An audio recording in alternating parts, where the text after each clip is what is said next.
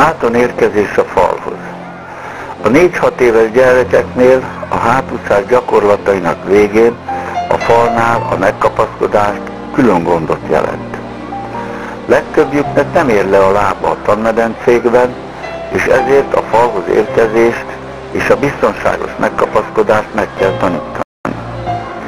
De ha a lábuk le is ér a medence aljára, akkor sem tudnak maguktól felállni, sem hasonfekvésből, sem hátonfekvésből.